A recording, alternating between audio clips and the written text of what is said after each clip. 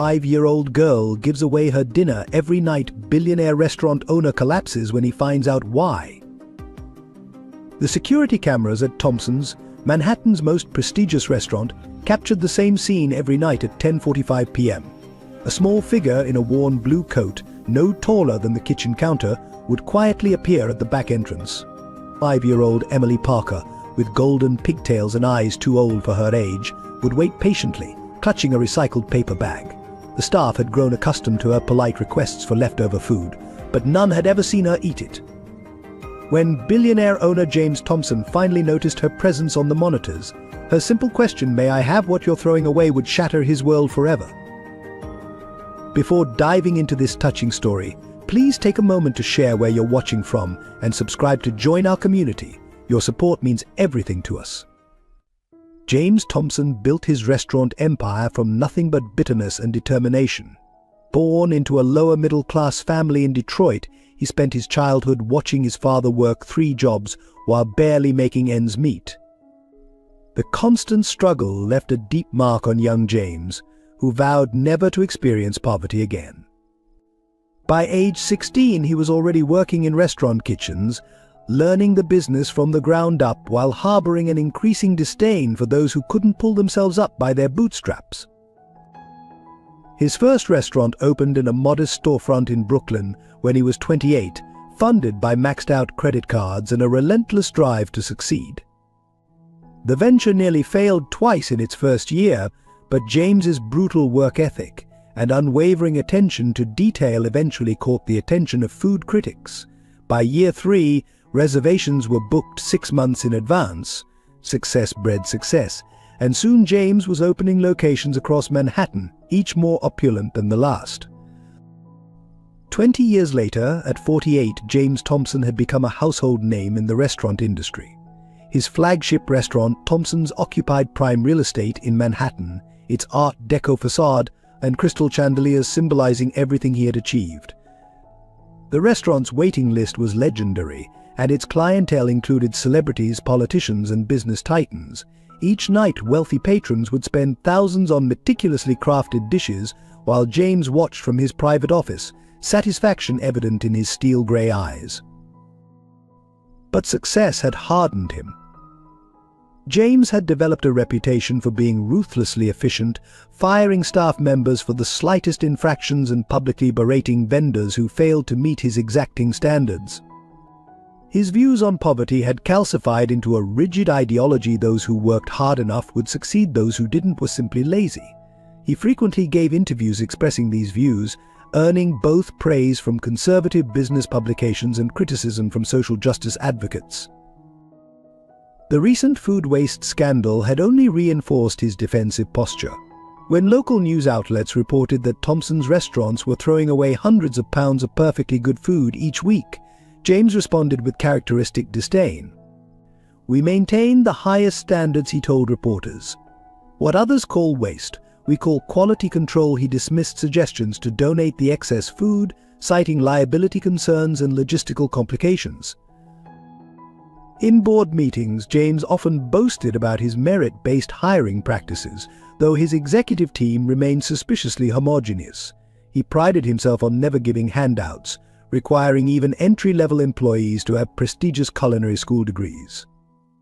His annual charity gala was more about networking than actual charitable giving, though he made sure to document every tax-deductible donation. The empire he had built now included 15 high-end restaurants, a culinary academy, and a line of premium kitchen products. Forbes estimated his net worth at $2.3 billion, a figure that James felt still undervalued his achievements. His penthouse apartment overlooked Central Park, his cars were all limited editions, and his art collection was the envy of museums. He had everything he had ever wanted, yet something intangible seemed to be missing.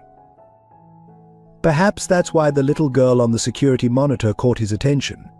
In all his years of surveillance footage reviews, looking for employee theft or service infractions, he had never focused on the back alley activity after closing time.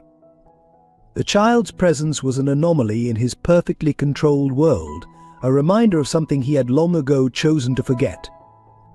But instead of immediately ordering security to remove her, as he would have done in the past, James found himself watching the grainy footage night after night, something stirring in his carefully guarded heart that he couldn't quite identify.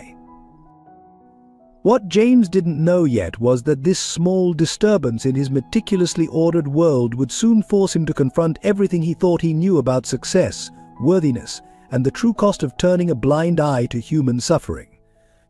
His entire empire was about to be shaken by a 5-year-old girl whose simple presence would crack the foundation of his carefully constructed worldview. Emily Parker lived in a world that existed in the shadows of Manhattan's glittering skyscrapers. Her home was a small, worn apartment on the 3rd floor of a building that had seen better days, just 15 blocks from Thompson's restaurant. At 5 years old, she possessed the kind of quiet dignity that comes from growing up too fast, her small shoulders carrying burdens no child should bear. 2 years ago, Emily's life had been different. Her mother, Sarah Parker, had been the rising star chef at Thompson's, known for her innovative fusion cuisine and warm personality. Their apartment had been filled with the aroma of experimental dishes and the sound of Sarah's infectious laughter. Emily would sit on the kitchen counter, watching her mother create culinary masterpieces while sharing stories about the magic of cooking. "Food isn't just sustenance," sweetheart Sarah would say, "it's how we show love to the world." Those memories now existed only in Emily's treasured notebook, where she carefully preserved her mother's recipes and the little notes Sarah used to leave in her lunchbox. The accident that took Sarah's life had happened on a rainy Tuesday evening, when her car mysteriously lost control on her way home from work. The official report cited brake failure, but Emily had overheard adult conversations that hinted at something more sinister. Now, Emily's days revolved around caring for her grandmother, Grace, whose health had deteriorated rapidly after Sarah's death. Grace's rheumatoid arthritis had progressed aggressively, making even simple tasks like holding a spoon painful. The medical bills had depleted their savings, forcing them to sell most of their possessions. Yet Grace never complained, using what little strength she had to help Emily with her homework and maintain their dignity. Emily had adapted to their new reality with remarkable resilience. She woke up early each morning to help Grace with her medication, then walked herself to school, carrying a backpack often filled with outdated textbooks. Her teachers noticed how she saved half of her free lunch, carefully wrapping it in napkins to take home. They offered help, but Emily would politely decline, having inherited her grandmother's fierce pride. After school, Emily would spend hours at the public library, doing homework and reading about cooking, trying to keep her mother's passion alive. The librarians had grown fond of the serious little girl who would pore over culinary magazines, meticulously copying recipes into her worn notebook. They pretended not to notice when she fell asleep among the books, exhausted from her adult responsibilities. The nightly visits to Thompson's restaurant had begun 3 months ago, when Emily discovered that the establishment threw away perfectly good food. She remembered how her mother used to cook extra meals for the homeless shelter on weekends, teaching Emily that everyone deserved to eat with dignity. The first time she asked for leftover food, her heart had pounded so hard she thought it would burst, but her mother's voice in her head gave her courage. Most of the staff initially ignored her, some even shooed her away, but Emily persisted with unwavering politeness. "May I please have what you're throwing away?" she would ask each night, standing straight and tall despite her threadbare coat. She never begged, never cried, maintaining the grace her mother had taught her. Only Robert Wilson, the elderly line cook, showed her kindness, sometimes secretly packaging fresh food instead of leftovers. What no one at Thompson's knew was that Emily had created a small network of her own. The food she collected wasn't for herself, it went to Mr. Johnson, the veteran who lived in his car behind the library, to Ms. Rodriguez and her 3 children, who had fled an abusive home, to the elderly couple who had lost their pension to a scam. She distributed the food with the same care her mother had shown in plating 5-star meals, ensuring everyone felt respected. Each night, After her food delivery route, Emily would return to their apartment, climbing the creaky stairs to find Grace waiting up despite her pain. They would share a simple dinner, often just rice and whatever vegetables were on sale, but Grace made sure Emily ate first. As they ate, they would look at Sarah's photo on the wall, sharing memories and dreams, their love for each other a shield against the hardships they faced. Emily never complained about their situation, but sometimes, late at night, she would clutch her mother's old chef's apron and allow herself to cry quietly, missing the warmth of Sarah's hugs and the security of their former life. Yet by morning, her determined smile would return, ready to face another day with the quiet strength that was becoming her hallmark.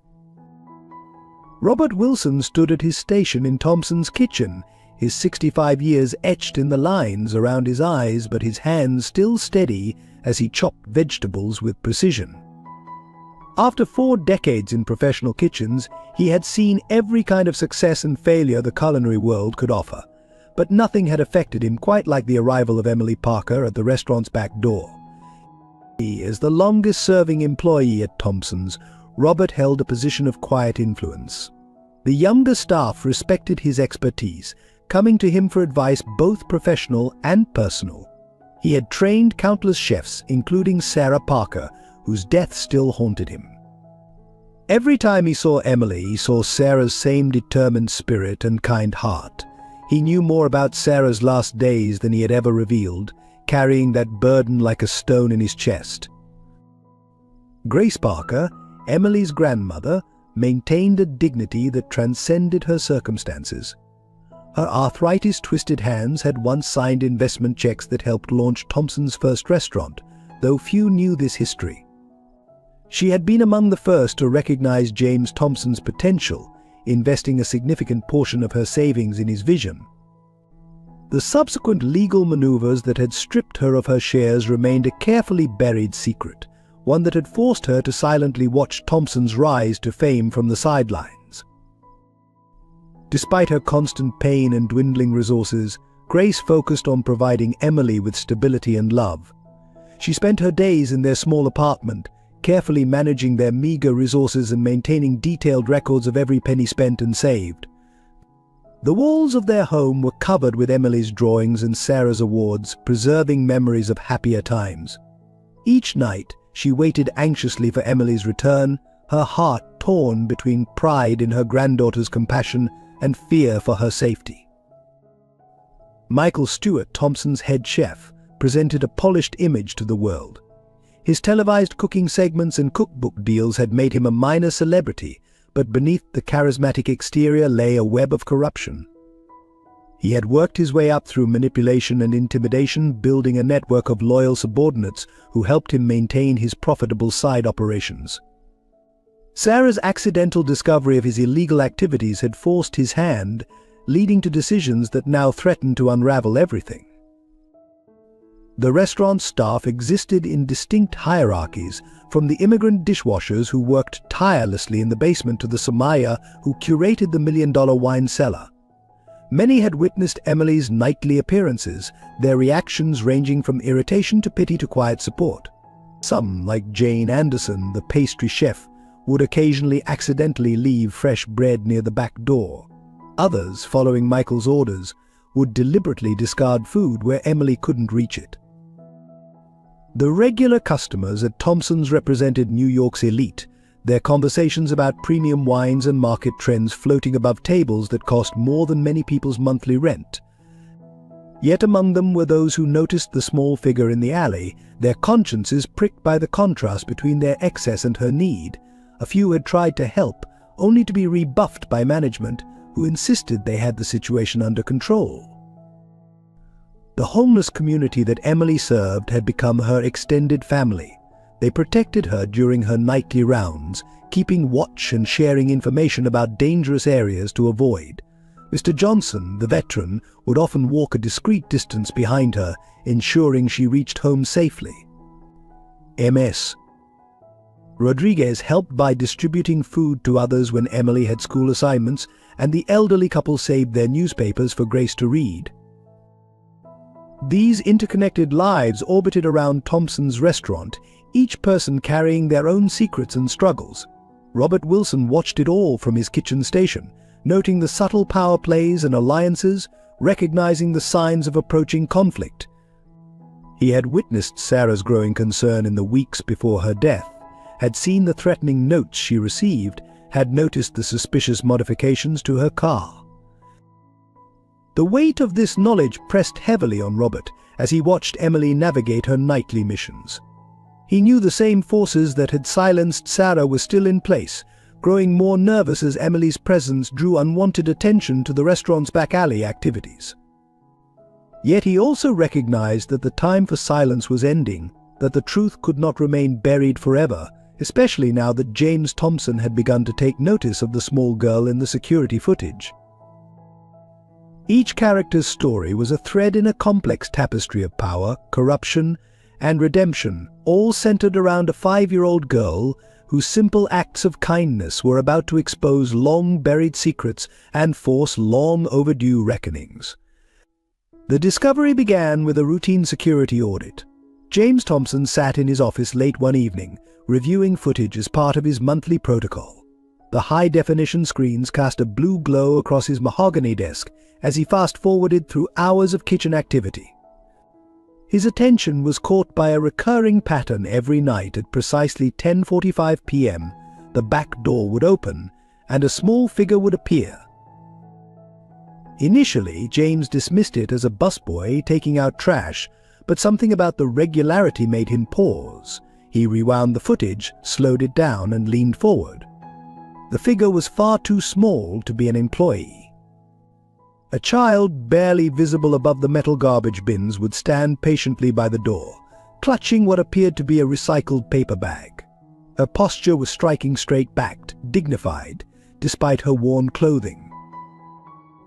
The kitchen staff's reactions varied dramatically across the footage. Some ignored her completely, others made shooing motions, while a few, particularly Robert Wilson, seemed to deliberately place food containers within her reach. James watched weeks of footage, his expression darkening as he realized this had been happening under his nose for months. He immediately called his head of security, demanding explanations. The guard's uncomfortable shuffle and vague responses suggested everyone knew about the girl, except him. "She's never caused any trouble," Mr. Thompson, the guard, offered weakly.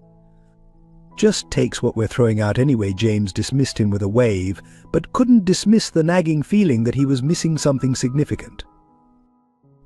The next evening, James broke his usual routine of leaving at 8 and stayed late, positioning himself near a window overlooking the back alley. At precisely 10:45 p.m., Emily appeared. From his vantage point, he could observe her unnoticed. Her methodical approach to collecting discarded food struck him as unusually professional for a child. She had clearly developed a system. What caught his attention most was her interaction with his staff. Despite repeated rejections, she maintained impeccable manners. "Thank you for checking," she would say when told there was nothing available. "But I'll try again tomorrow." Her resilience was both admirable and disturbing. James found himself wondering about her parents, her home life, the circumstances that would drive a child to such measures. The situation became more complex when James discovered that some of his best customers had noticed Emily. During a high-profile dinner service, he overheard a wealthy regular discussing the little girl in the alley with her companions. The conversation quickly turned to criticism of the restaurant's waste policies and questions about their charitable giving. James felt his carefully cultivated image beginning to crack. Further investigation revealed divided opinions among his staff. The younger employees, particularly those from privileged backgrounds, saw Emily as a nuisance, a reminder of the poverty they preferred to ignore. But the veteran staff members, especially those who had worked with Sarah Parker, treated Emily with a deference that seemed out of proportion for a child collecting scraps. Robert Wilson's behavior particularly intrigued James. The elderly chef, known for his strict adherence to kitchen protocol, appeared to be deliberately setting aside untouched food portions. Through the security footage, James watched Robert carefully packaging fresh bread, unserved side dishes, and even occasionally a whole dessert. This clear violation of policy from his most rule-abiding employee suggested deeper currents at work. Late one night, reviewing more footage, James noticed something that made him pause. Emily had slipped on the wet pavement, sending her collected food scattering across the alley. Instead of gathering what she could and running, she methodically cleaned every spilled morsel, even wiping the ground with her sleeve. This wasn't the behavior of someone taking advantage, this was someone who understood the value of what they were handling. The discovery of Emily's nightly routine had created an unexpected crack in James's carefully constructed worldview. Here was poverty he couldn't ignore, dignity he couldn't dismiss, and complexity he couldn't reduce to simple laziness or lack of effort. The situation demanded action, but for the first time in years, James Thompson wasn't sure what that action should be. As he sat in his darkened office, watching the small figure make her way down the alley one more time, James felt an unfamiliar sensation: doubt. His empire was built on the belief that success came to those who earned it, that poverty was a choice, that the world was simple and fair. But there was nothing simple or fair about a 5-year-old organizing her life around collecting discarded food, and that realization would prove to be just the beginning of his unraveling certainties. The truth about Emily's mission began to emerge on a particularly cold Tuesday evening. James had finally decided to follow her, not out of malice but driven by an inexplicable need to understand. Keeping a discreet distance, he watched as she navigated the back alleys of Manhattan with surprising confidence, her small figure moving purposefully through the gathering darkness. What he witnessed shattered his preconceptions. Emily's first stop was behind the public library, where an elderly veteran lived in his car. She approached him with the same politeness she showed at the restaurant, carefully dividing the food into portions. "Mr. Johnson, I found some of that soup you liked," she said, her voice carrying clearly in the quiet alley. The man's response, a gentle pat on her head and a gruff "you're just like your mother," caught James's attention. The next stop was a rundown apartment building. Here, Emily met a young mother with 3 children, all clearly living in poverty, but maintaining a sense of dignity. The woman, who James later learned was Ms. Rodriguez, tried to refuse the food at first, but Emily's insistence was touching.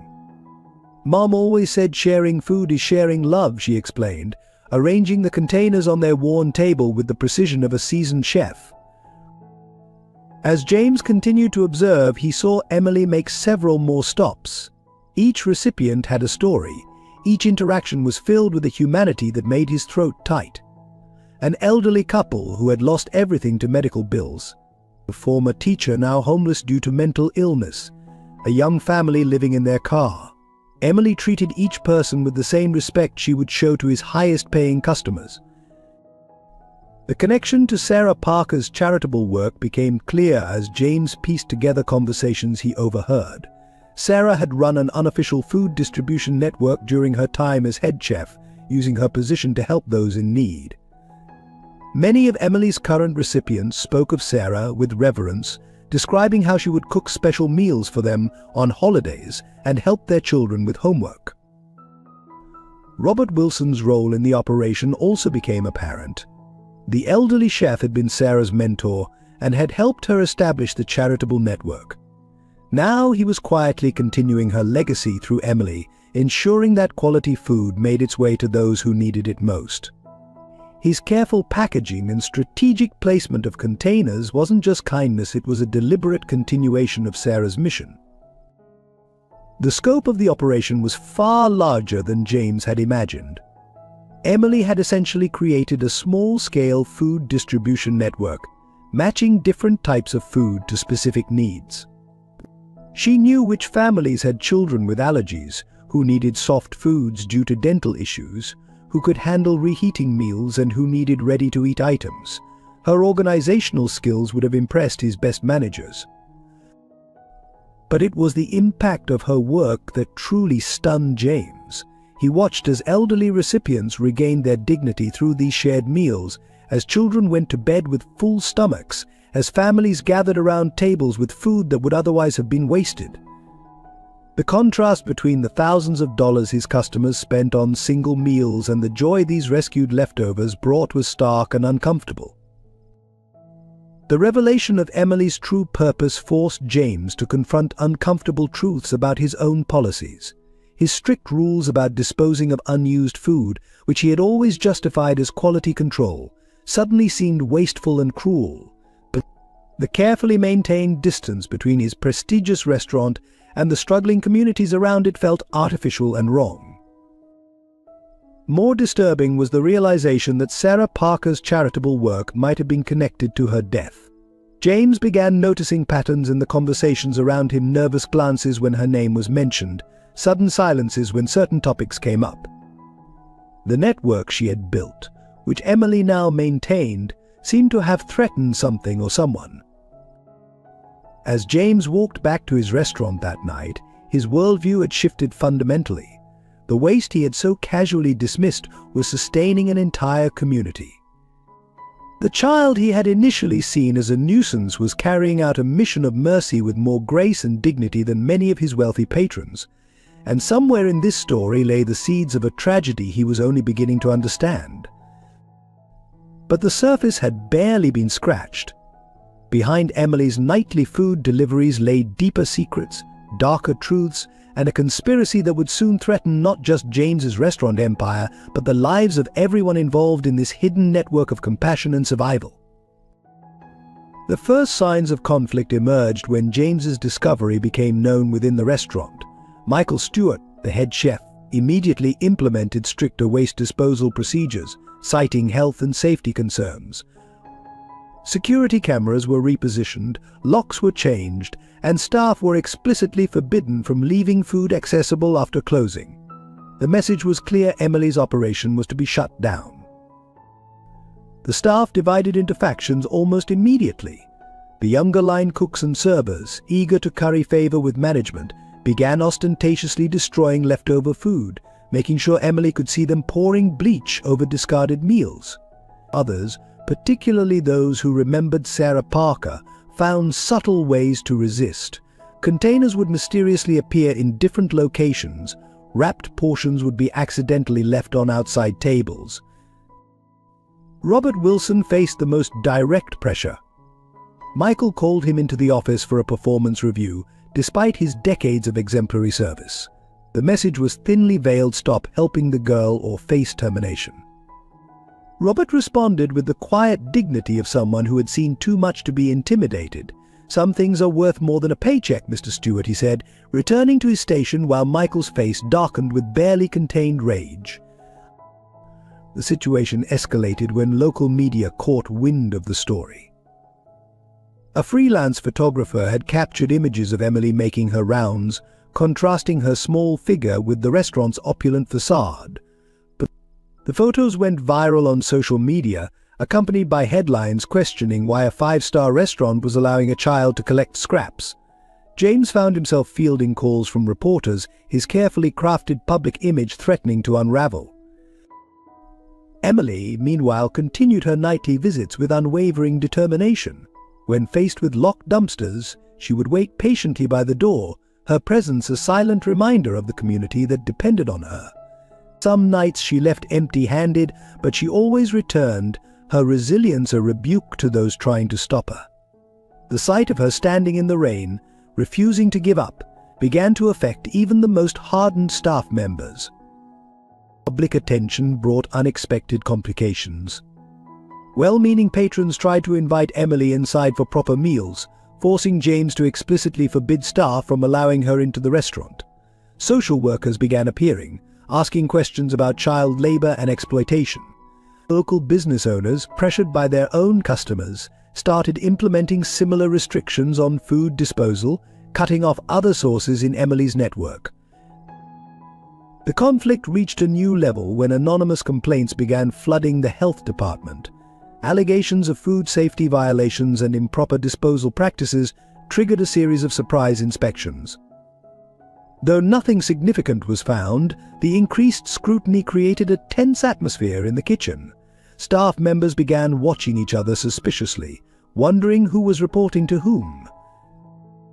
Grace Parker, watching from their small apartment, recognized the patterns emerging. She had seen similar tactics used years ago when she lost her investment in the restaurant. But her attempts to warn Emily were met with the simple wisdom of a child mom always said helping others is right, even when its hard grace could only hold her granddaughter tighter, feeling the storm gathering around them. The homeless community that depended on Emily's deliveries began to suffer. Mr. Johnson, the veteran, lost significant weight. Ms. Rodriguez's children started missing school, too hungry to concentrate. The elderly couple stopped attending their church, ashamed of their increasing desperation. Each story added to the weight of responsibility on Emily's small shoulders, even as her task grew more difficult. James found himself caught in an increasingly complex moral dilemma. His business instincts told him to shut down Emily's operation completely. The liability risks alone were significant. Yet every time he saw her on the security monitors, something stopped him from giving the final order. The question of why a child had to perform this service at all began to haunt him, along with growing suspicions about Sarah Parker's death. The situation reached a critical point when Michael Stewart implemented his most aggressive measure yet. He ordered all garbage to be stored in a locked indoor facility until collection, effectively cutting off any access to discarded food.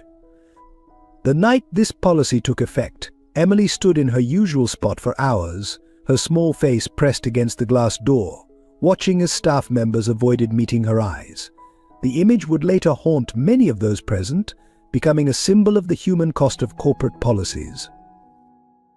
As tension mounted within the restaurant, subtle signs suggested larger forces at work. Mysterious phone calls, hushed conversations in the kitchen, and the occasional appearance of expensive cars in the back alley hinted at something more sinister than simple food waste policies. The initial conflict over a child's charitable mission was about to expose a web of corruption, deceit, and tragedy that would shake the foundation of James Thompson's empire.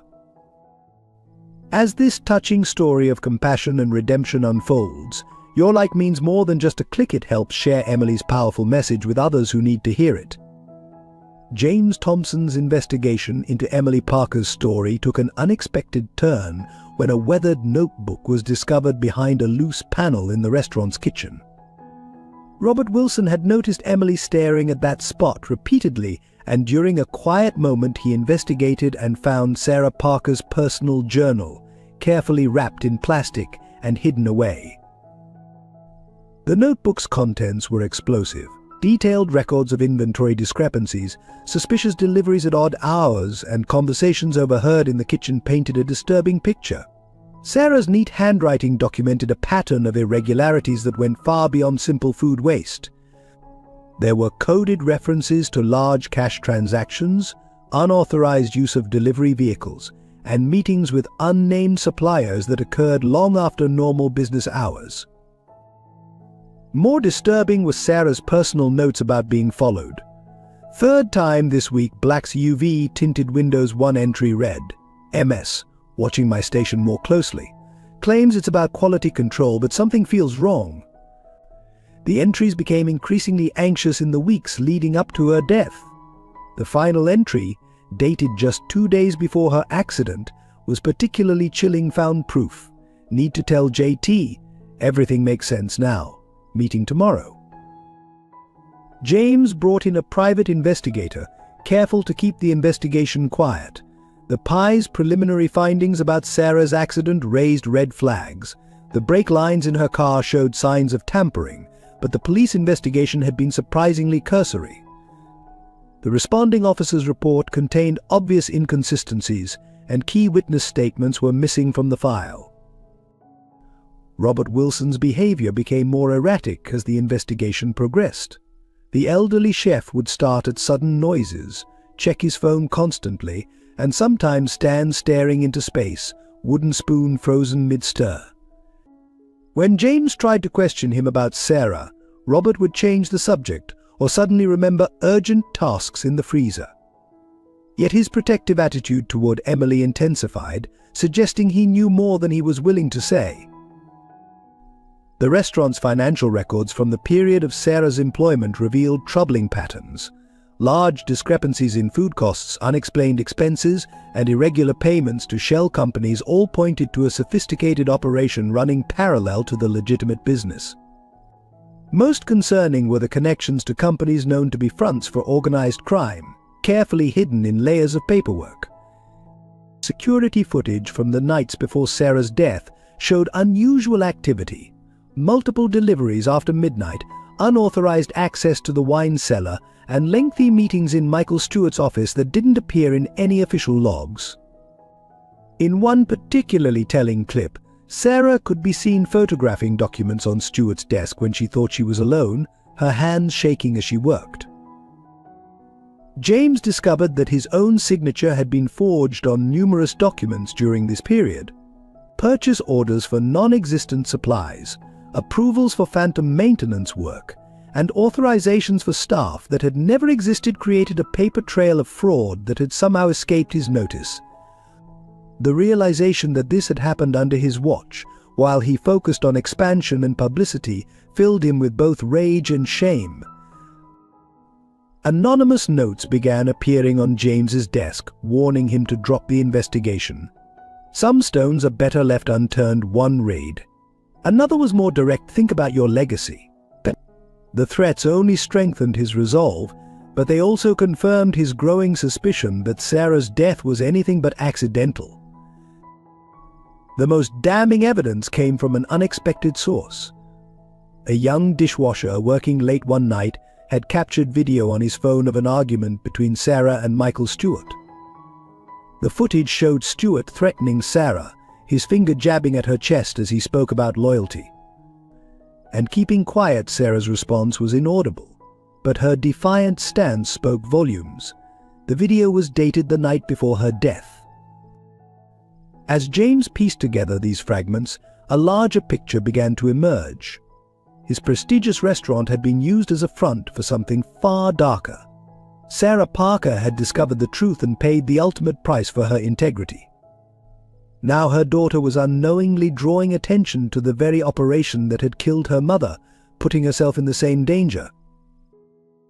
The weight of these revelations pressed heavily on James.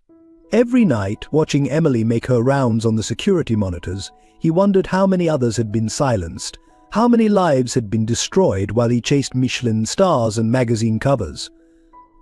The investigation had started with a child collecting leftover food, but it was leading him into the heart of a conspiracy that threatened to destroy everything he had built, and perhaps that was exactly what needed to happen.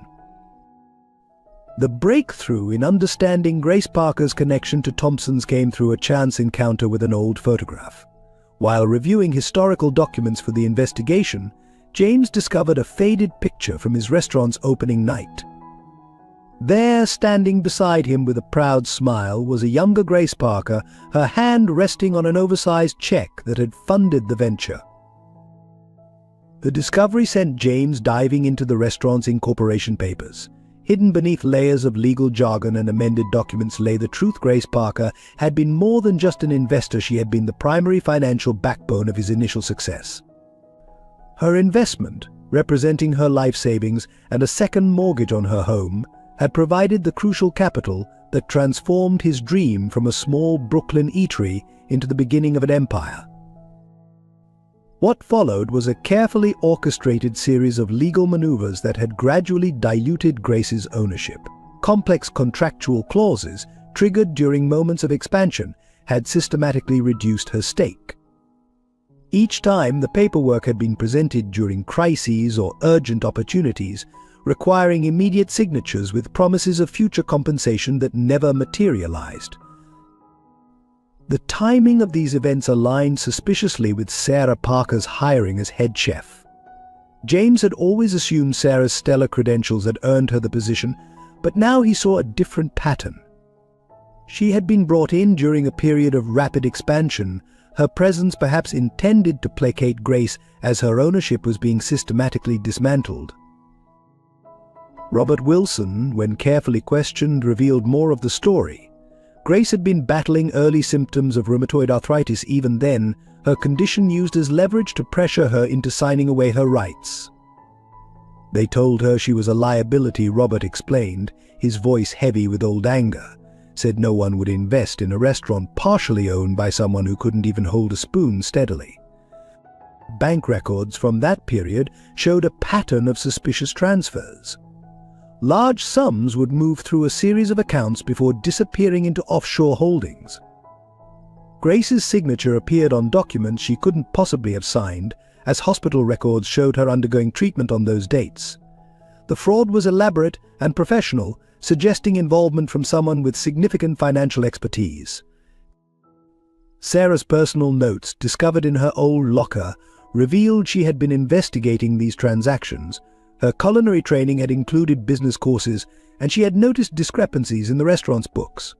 Pages of careful calculations and highlighted bank statements showed her methodically building a case, unaware that her investigation would ultimately cost her life.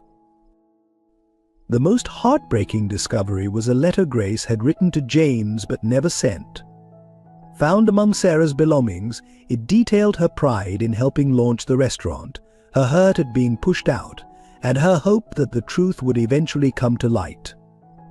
"I never wanted wealth," she wrote, "just to be part of something that brought joy to people through food, as my family has done for generations." James's own memories of that period began to shift. Meetings he'd dismissed as routine now took on sinister undertones. Legal advisors he'd trusted appeared more predatory in retrospect. Even his rapid rise to success, which he'd attributed solely to his hard work, was revealed to have been built partly on the systematic destruction of Grace Parker's dreams. The full scope of the betrayal became clear when James discovered records of Grace's attempts to seek legal help. Each time she had been blocked by lawyers who, unknown to her, were already on Michael Stewart's payroll. Her increasing isolation and financial distress had been carefully engineered, forcing her to sell her remaining shares at a fraction of their value to cover mounting medical bills. These revelations cast Emily's current situation in an even more tragic light. The child collecting scraps from the back door of Thompson's was the granddaughter of the woman who had made the restaurant possible in the first place. The empire that now sought to shut down her charitable efforts had been built with her family's sacrificed dreams.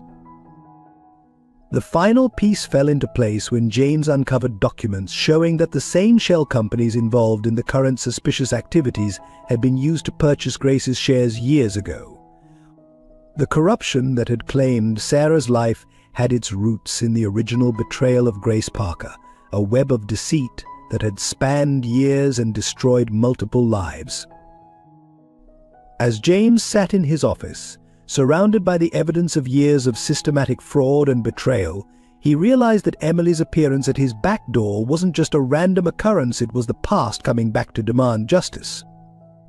The child's quiet dignity, her determination to help others despite her own circumstances, stood as a powerful rebuke to the greed and manipulation that had built his success. The situation reached a critical point when Grace Parker collapsed one evening while waiting for Emily's return. The neighbors found her unconscious, her medication untouched, because she couldn't afford the refills. At the hospital, doctors delivered grim news: without immediate treatment, her condition would continue to deteriorate rapidly. The cost of the recommended treatment plan was astronomical, far beyond what their meager savings could cover. Emily's school performance began showing the strain of her double life. Her teacher noticed she was falling asleep in class, homework assignments were incomplete, and her once perfect attendance record was marred by unexplained absences. Despite her best efforts to maintain her mother's high academic standards, the weight of her responsibilities was becoming too heavy for her small shoulders. The media attention surrounding Thompson's restaurant took an unexpected turn when a prominent food critic published a scathing article.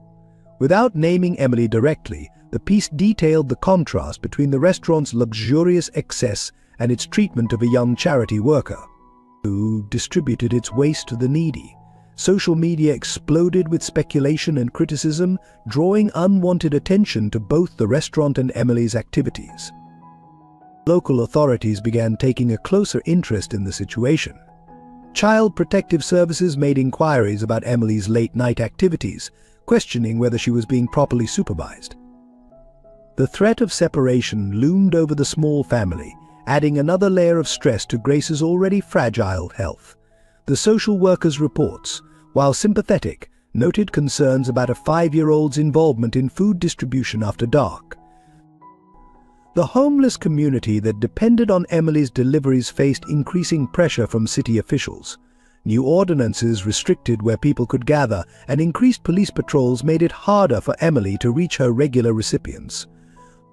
Mr. Johnson was forced to move his car multiple times, while Ms. Rodriguez and her children faced eviction from their temporary housing. Inside Thompson's, tensions reached a breaking point. Robert Wilson received an anonymous note in his locker containing photos of his grandchildren at their school, along with a clear message to stay quiet.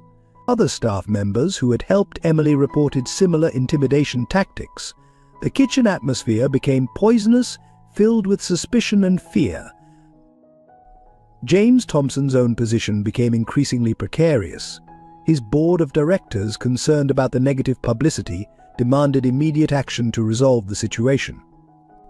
Major investors threatened to pull out if the controversy continued, while celebrity clients began canceling their reservations. The empire he had built was showing cracks at its foundation. Grace's medical situation deteriorated further, forcing Emily to miss several nights of her food distribution rounds. The impact on their beneficiaries was immediate and heartbreaking. Reports reached Emily of children going to bed hungry, elderly recipients skipping meals to make food last longer, and families returning to overcrowded shelters. Each story added to her determination to continue, despite the mounting obstacles. The investigation into Sarah's death attracted dangerous attention. James's private investigator reported being followed, his office was broken into, and key evidence disappeared from his files.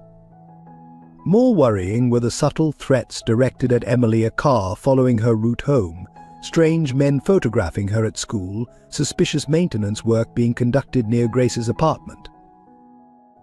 Michael Stewart's behavior became increasingly erratic as the pressure mounted. Kitchen staff reported hearing heated phone conversations in multiple languages, late-night meetings with suspicious characters, and the shredding of documents after hours. His trademark perfectionism gave way to outbursts of temper, particularly when Emily's name was mentioned. The financial stakes became clear when James's forensic accountants uncovered the true scope of the illegal operations. Millions of dollars had been laundered through the restaurant's accounts, connected to international criminal enterprises. The same organizations appeared linked to both Sarah's death and the original theft of Grace's investment. Grace's health crisis forced Emily to make impossible choices. Each hour spent delivering food was an hour away from her grandmother's bedside. Each meal given to others was money not saved for Grace's medication. Yet she persisted, understanding somehow that her mother's mission was connected to forces larger than their immediate needs. As winter approached, bringing bitter cold to the city streets, the situation became desperate on all fronts. Grace required hospitalization but couldn't afford it. Emily's school threatened to contact authorities about her situation. The homeless community faced the deadly combination of hunger and freezing temperatures. And circling it all, the powerful forces that had killed Sarah Parker prepared to protect their interests once again. The stage was set for a confrontation that would either expose years of corruption and bring justice to the Parker family, or silence their story forever. For James Thompson, the choice between preserving his empire and protecting a 5-year-old girl would define not just his legacy, but his humanity. The unraveling of the conspiracy began with a series of encrypted emails found in Michael Stewart's private computer after a suspicious system crash. The restaurant's IT specialist, while attempting to recover lost data, stumbled upon a hidden folder containing years of correspondence with international suppliers. What initially appeared to be routine communication about specialty ingredients revealed a complex network of money laundering and smuggling operations. James, working late into the night with his private investigators, began mapping the connections. The legitimate restaurant supply chain had been used as cover for moving illegal goods and laundering money. Premium wine shipments concealed more than expensive vintages, and certain specialty ingredients never made it to the kitchen. Sarah Parker had discovered this operation, meticulously documenting discrepancies in inventory and suspicious patterns in deliveries. The corruption extended deep into local law enforcement.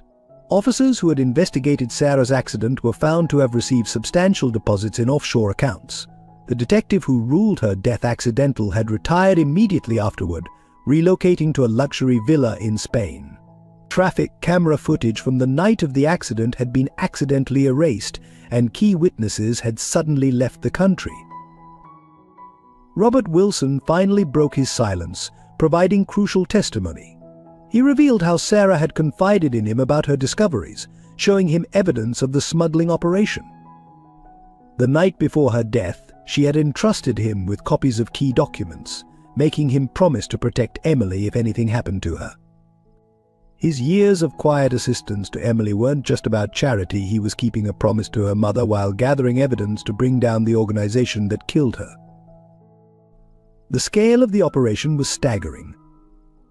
Thompson's prestigious reputation and multiple international locations had provided perfect cover for moving illegal goods across borders. Special wine cellars, private dining rooms, and exclusive tasting events had all been used to facilitate criminal transactions. The restaurant's legitimate success had made it easier to hide the millions in illegal profits flowing through its accounts. But Michael Stewart's role emerged as far more sinister than anyone had suspected. Before joining Thompson's, he had worked at restaurants across Europe and Asia, each establishment later linked to organized crime. His culinary expertise and media presence had been carefully crafted to deflect attention from his real role as a coordinator for international criminal enterprises. The connection to Grace Parker's lost investment became clear. Her initial stake in the restaurant had been targeted specifically because the criminals needed a legitimate front for their operations. The legal maneuvers that had stripped her of her shares were orchestrated to ensure complete control over the business. Sarah's hiring had been no coincidence. It was meant to keep Grace quiet through family loyalty. James discovered his own unwitting complicity in the scheme. His focus on expansion and publicity had made him the perfect figurehead. His reputation for demanding perfection and controlling every detail had paradoxically made it easier for others to hide their activities, as no one questioned intensive security measures or unusual operating procedures at a Thompson restaurant. The investigation revealed a pattern of systematic intimidation. Other employees who had noticed irregularities over the years had been silenced through a combination of bribes and threats.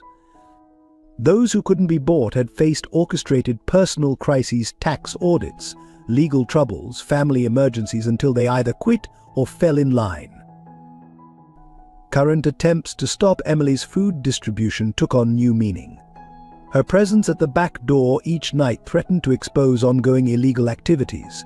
The timing of deliveries and movements of goods had to be adjusted to avoid her observation.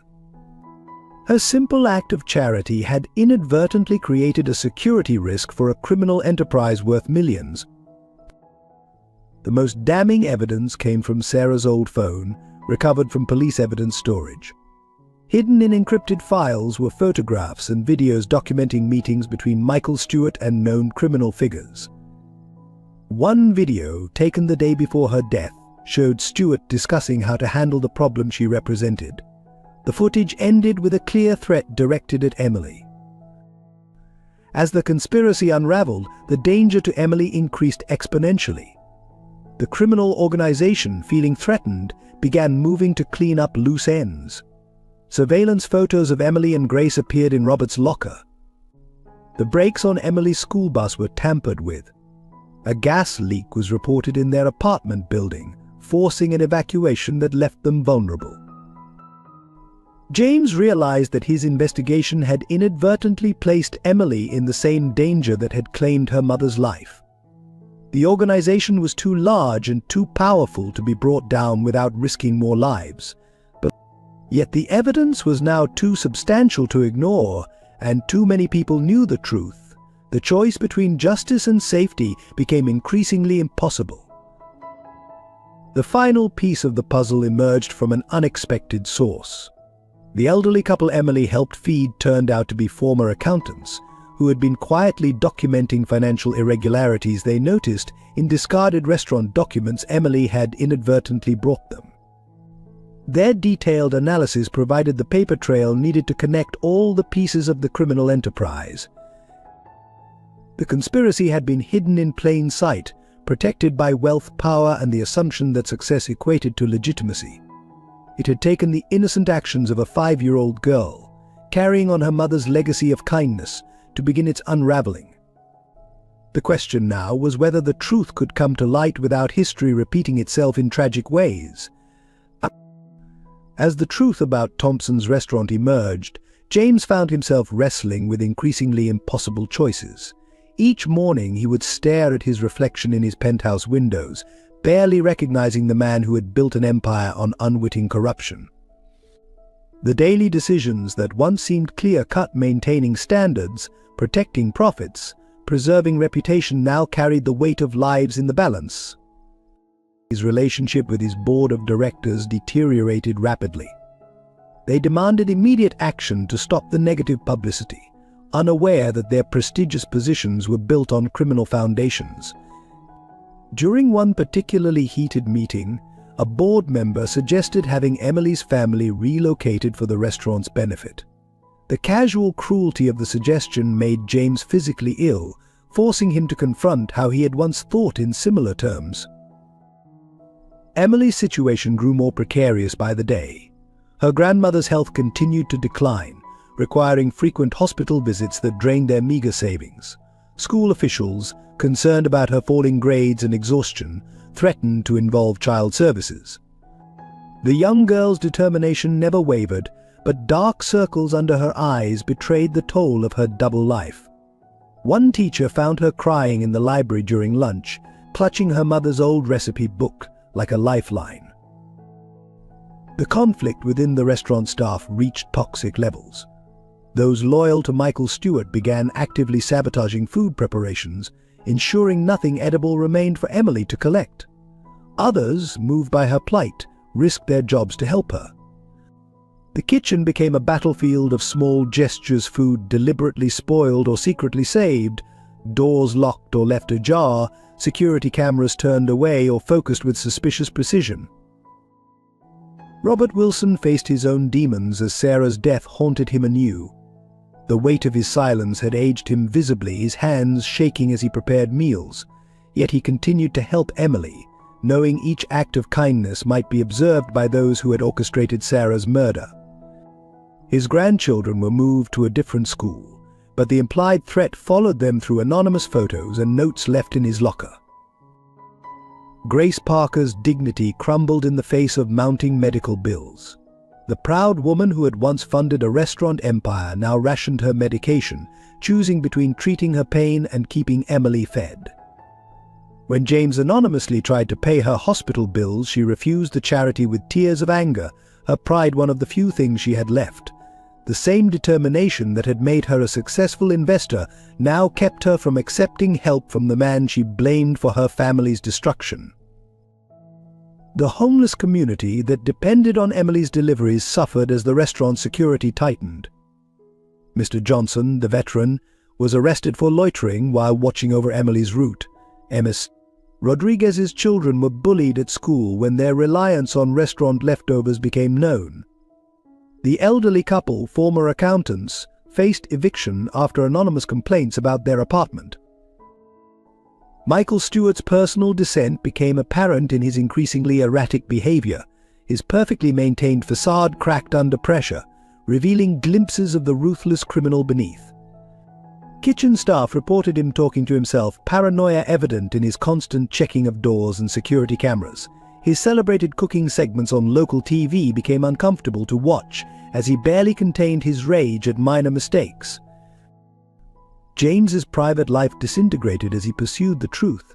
His girlfriend left him, unable to understand his growing obsession with a homeless child. Social invitations dried up as his behavior became increasingly erratic. Nights were spent reviewing security footage and financial records, searching for connections while glasses of expensive wine went untouched. His luxurious penthouse, once a symbol of success, felt like a gilded prison. The investigation began to affect James's health. Insomnia plagued him as he lay awake, haunted by images of Sarah's accident and Emily's nightly rounds. His hands shook during board meetings, his legendary focus shattered by the weight of complicity. The stress manifested in sudden weight loss and frequent migraines, his body rebelling against the constant tension. For Emily, each night brought new challenges. The simple act of collecting food became a complex operation of avoiding security, dodging hostile staff, and protecting her vulnerable beneficiaries. She developed routes through back alleys, learned to read the patterns of security patrols, and created backup plans for her food distribution. At 5 years old, she was playing a deadly game without even knowing it. The emotional toll became evident in quiet moments. Emily was caught singing lullabies to herself while waiting by the restaurant's back door, songs her mother used to sing. Grace would wake from pain-filled nights to find Emily had arranged her pills and water with post-it note reminders, her childish handwriting forming careful instructions. The juxtaposition of childhood innocence and adult responsibility created an almost unbearable poignancy. These personal struggles played out against the backdrop of growing danger. Every act of kindness carried risk. Every decision could trigger catastrophic consequences. The web of corruption that had claimed Sarah's life now threatened to destroy what remained of her family, along with everyone who tried to help them. The question was no longer just about justice, but about survival and whether doing the right thing was worth the ultimate price. Copyright. The scandal broke on a quiet Sunday morning when the New York Times published a front-page expose titled "The Dark Kitchen Crime and Corruption at New York's Most Prestigious Restaurant." The article, carefully researched and legally vetted, detailed the suspicious death of Sarah Parker, the systematic exploitation of Grace Parker's investment, and the ongoing criminal activities hidden behind Thompson's elegant facade. Most devastatingly, it featured a photograph of Emily in her worn coat, waiting by the restaurant's back door. Social media exploded within hours. The image of Emily went viral, shared millions of times with hashtags like Justice Formally and Thompson's Crime. Celebrity chefs who had once praised Michael Stewart publicly denounced him. Former employees came forward with their own stories of witnessing suspicious activities, creating a cascade of revelations that overwhelmed Thompson's PR team. Local news stations set up permanent cameras outside the restaurant, broadcasting live as protesters gathered with signs demanding justice for the Parkers. The contrast between wealthy diners trying to enter the restaurant and angry demonstrators created powerful imagery that played on repeat across national networks. Several prominent politicians called for investigations, sensing an opportunity in the public outrage.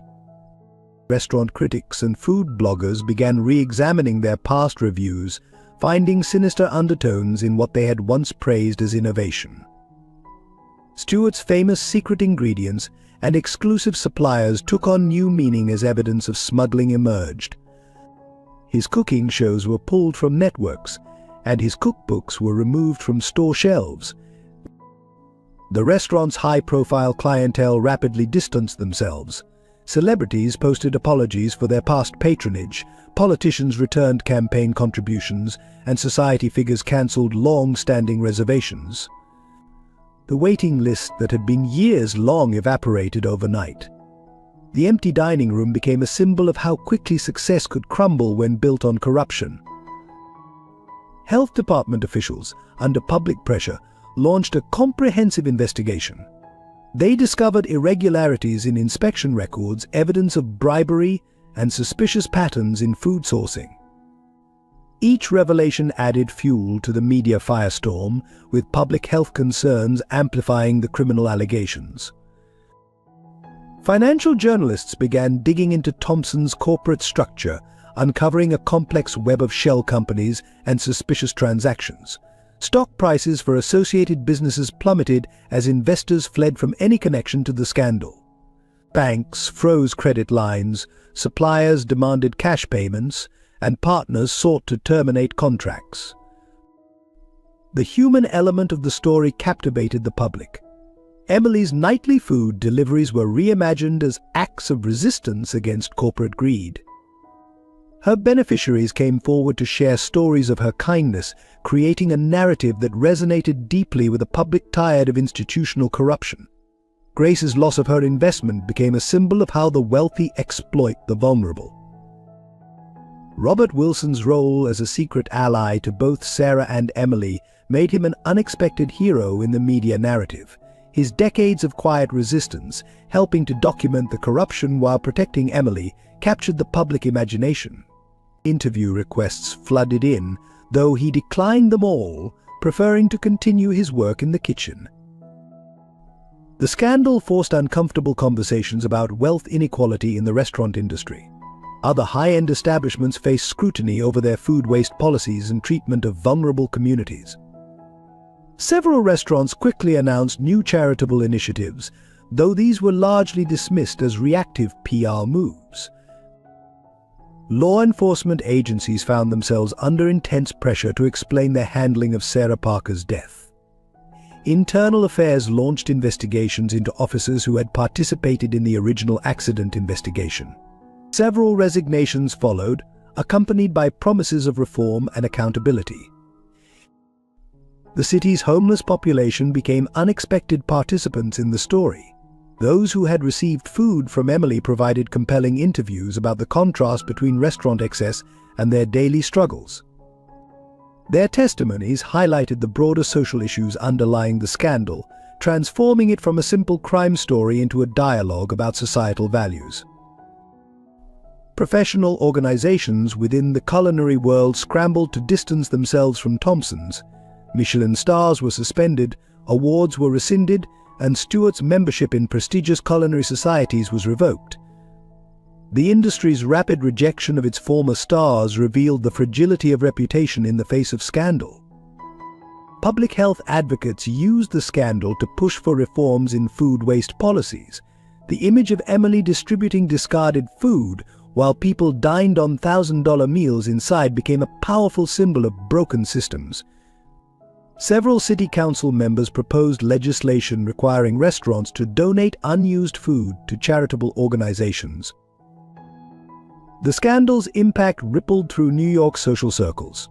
Those who had once prided themselves on their Thompson's reservations now claimed they had always suspected something was wrong. Charity galas and social events associated with the restaurant were hastily cancelled or rebranded. The social cost of being connected to Thompson's became too high for even the most influential to bear. As the scandal grew, it exposed deeper issues of systemic corruption and social inequality. What had begun as a story about one restaurant's criminal activities evolved into a broader examination of how wealth and power can shield wrongdoing. The public's emotional investment in Emily's story drove a larger conversation about justice, privilege, and the true cost of luxury built on exploitation. The final confrontation began on a stormy Thursday evening when James Thompson received an urgent text from Robert Wilson: "They're moving tonight. Emily in danger. Back entrance." The message confirmed his worst fears. The criminal organization was preparing to silence all loose ends before fleeing the country. Racing through rain-slicked streets in his Mercedes, James arrived at the restaurant to find Michael Stewart and two unknown men cornering Emily near the dumpsters. The child stood her ground, clutching her mother's notebook to her chest, showing remarkable courage despite being clearly terrified. Stewart's face was contorted with desperation, all pretense of the polished celebrity chef stripped away. "Give me the notebook, you little brat," Stewart snarled, his voice barely audible over the thunderstorm. James watched in horror as one of the men reached for Emily, but before he could intervene, Robert Wilson emerged from the shadows, wielding a heavy cast iron pan. "Back away from her," the elderly chef commanded, his hands steady despite the weapon's weight. The confrontation escalated quickly. Stewart revealed a concealed weapon, forcing Wilson to drop his makeshift defense. Emily, showing wisdom beyond her years, used the distraction to slip behind a dumpster, but remained trapped in the alley. The rain intensified, adding a dramatic backdrop to the standoff that would determine multiple fates. James stepped forward, making his presence known. "It's over, Michael. The FBI has everything: the shipping records, the offshore accounts, the evidence about Sarah's murder." His voice carried an authority he didn't entirely feel, but years of commanding kitchens had taught him how to project confidence. Stewart's response was chilling. "You think you understand what's happening here, James? You're just as guilty as anyone. Your signature's on every document. Your reputation gave us cover. You're going down with us." The truth in these words hit James like a physical blow, but he stood his ground. More players emerged from the shadows. Two of Stewart's loyal line cooks appeared carrying makeshift weapons, but they were matched by other kitchen staff, those who had secretly helped Emily over the months. The alley became a tableau of divided loyalties, with Emily's small figure at the center of the storm. The confrontation took an unexpected turn when Grace Parker appeared at the alley's entrance, supported by Mr. Johnson, the homeless veteran. Despite her illness, she stood straight, her dignity intact.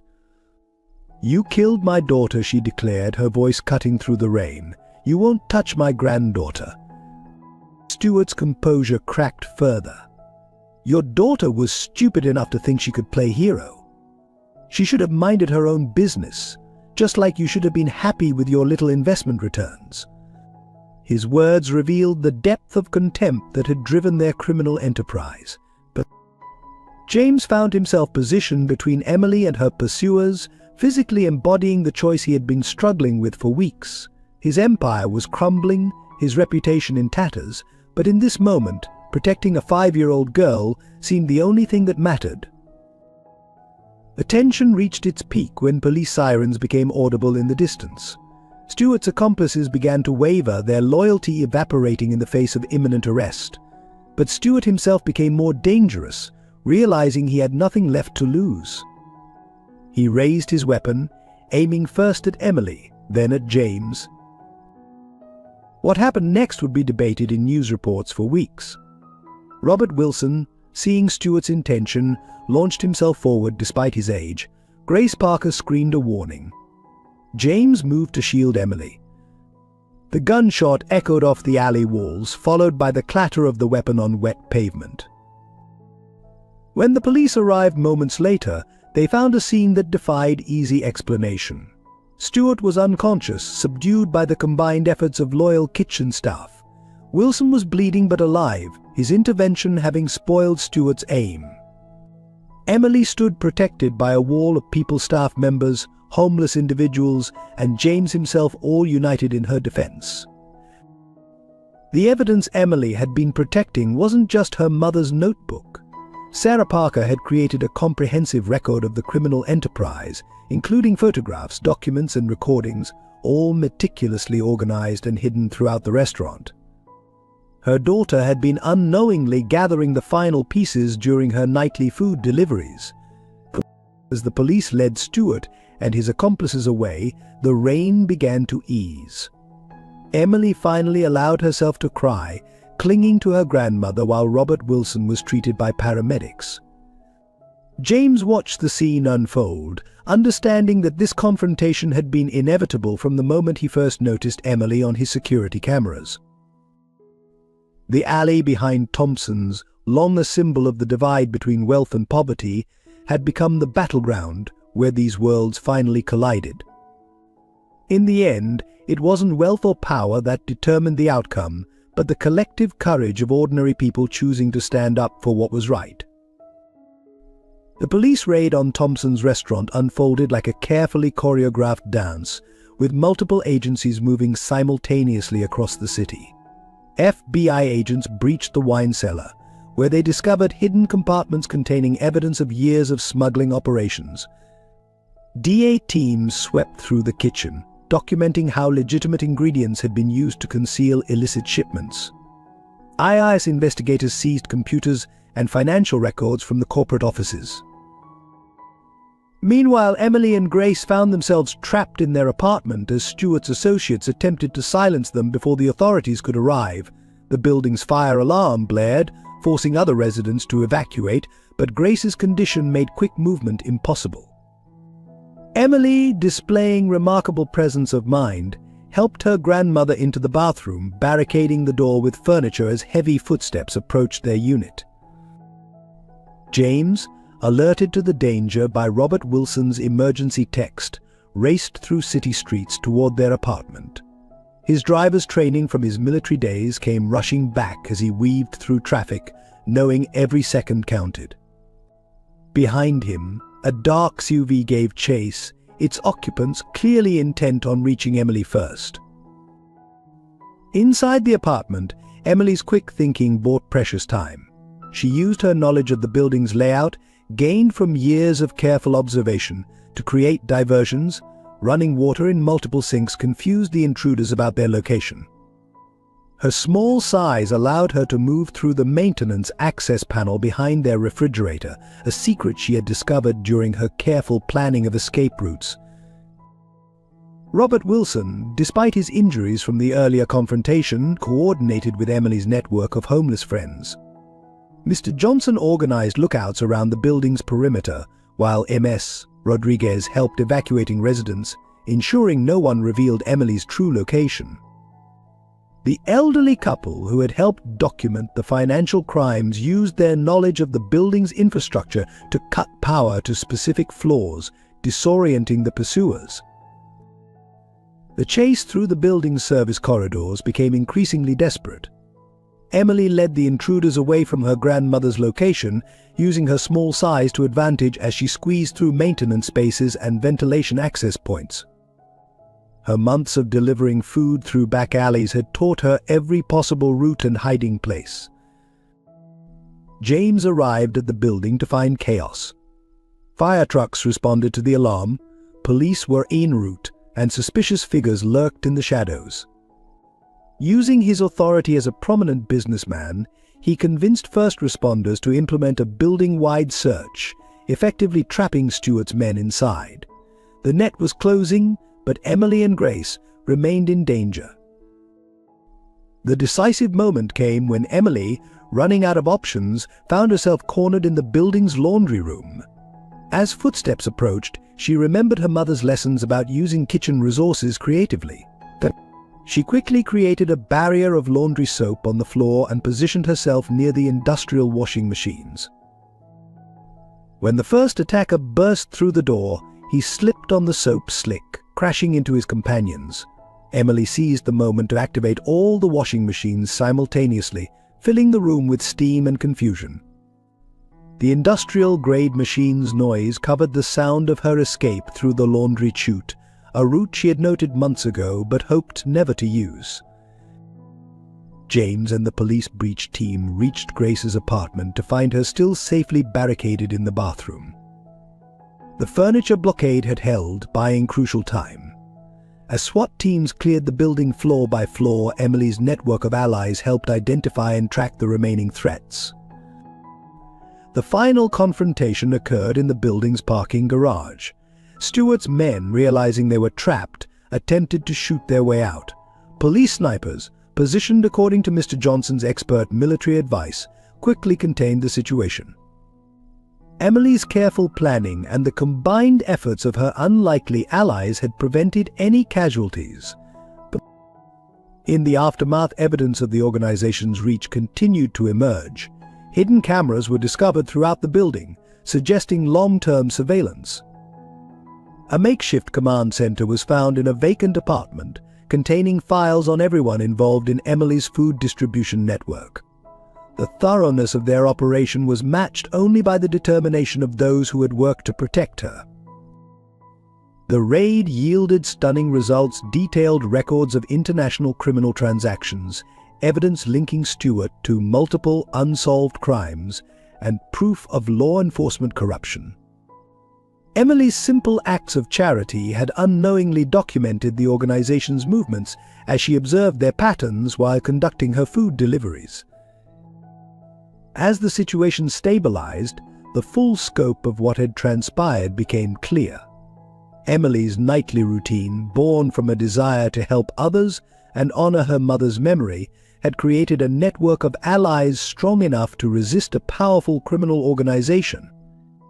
Her childhood wisdom had outmaneuvered adult criminals, proving that compassion could be more powerful than corruption. The scene in the apartment building's lobby, as Emily finally reunited with her grandmother, captured the evening's essence. Police officers, first responders, and Emily's homeless friends stood together, boundaries of social status temporarily erased by their shared purpose. James Thompson, his clothes disheveled from the chase, watched as the 5-year-old girl who had changed his life hugged each of her protectors in turn, her mother's spirit evident in every gracious gesture. The immediate aftermath of the raid brought a flurry of arrests that shook New York's culinary and business communities. Michael Stewart was led out of Thompson's in handcuffs, his chef's whites exchanged for prison orange. High-ranking police officials, corrupt health inspectors, and several prominent business figures were also taken into custody. The organized crime network that had operated beneath the veneer of fine dining began to crumble. Evidence from Sarah Parker's detailed documentation revealed a criminal enterprise far more extensive than initially suspected.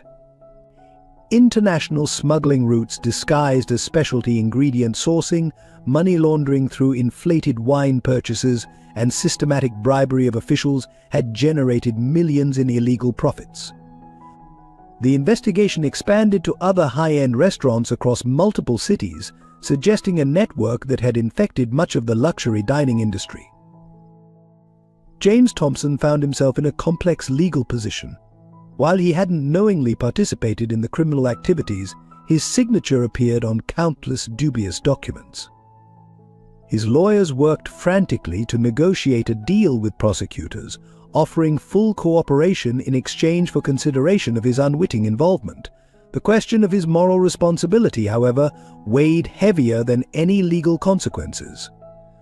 Grace Parker's role as an early investor was finally acknowledged publicly. Financial forensics revealed how her investment had been systematically stolen through fraudulent paperwork and manipulated contracts. The discovery created a legal precedent for investigating similar schemes in other businesses, leading to broader reforms in investor protection regulations.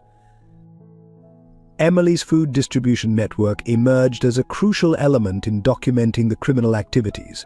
Her regular observations of late-night deliveries, suspicious meetings, and unusual patterns had unknowingly created a thorough record of the organization's movements. The homeless community she served had become an informal surveillance network, their presence in back alleys and service entrances making them invisible witnesses to criminal activities. Robert Wilson's years of quiet resistance were recognized by law enforcement. His careful documentation, combined with Sarah Parker's records, provided prosecutors with a comprehensive timeline of the organization's evolution. Though still recovering from injuries sustained during the confrontation, he worked tirelessly with investigators, finally able to fulfill his promise to Sarah by helping bring her killers to justice. The restaurant industry underwent immediate changes. Health department officials implemented stricter oversight of waste disposal and ingredient sourcing. Several high-end establishments voluntarily opened their books for audit, desperate to distance themselves from Thompson's scandal. The practice of discarding edible food came under intense scrutiny, leading to partnerships with food banks and homeless shelters. Emily's story became a symbol of both tragedy and hope. Media coverage focused on her resilience in continuing her mother's mission of feeding the hungry, even as she unknowingly gathered evidence against her mother's killers. Her small figure in the worn blue coat became an iconic image, representing the contrast between wealth and poverty that had allowed criminal enterprises to flourish. The initial legal proceedings moved swiftly. Michael Stewart and his core associates, facing overwhelming evidence, began negotiating plea deals. Their testimonies implicated higher-level organized crime figures, leading to international investigations. Sarah Parker's death was officially reclassified as homicide, with multiple conspirators charged in her murder. Grace's health stabilized with proper medical care, funded by the first recovery of stolen assets. The apartment building where she and Emily lived was purchased by a community trust, ensuring they could remain in their home without fear of eviction. The elderly couple who had helped document the financial crimes were hired as consultants for the ongoing investigation, their expertise finally recognized and valued. James Thompson's personal transformation became part of the public narrative. His decision to protect Emily during the final confrontation, risking his own safety and fortune, suggested the possibility of redemption. Though his business empire was irreparably damaged, his cooperation with authorities and commitment to making amends earned cautious respect from former critics. The homeless community that had protected Emily saw immediate benefits from the investigation's first phase. Evidence of systematic harassment by private security firms hired to clean up. The areas around luxury establishments led to policy changes and increased protection for vulnerable populations. Mr. Johnson and other veterans were offered positions in legitimate security operations, their skills and integrity finally properly valued. Ms. Rodriguez and her children moved into stable housing, supported by a victims assistance program. Her testimony about Emily's food deliveries, combined with evidence of how the criminal organization had exploited vulnerable families, sparked reforms in social services and housing assistance programs. The children returned to school, no longer hungry or afraid. The initial resolution brought as many questions as answers. How had such extensive corruption gone undetected for so long?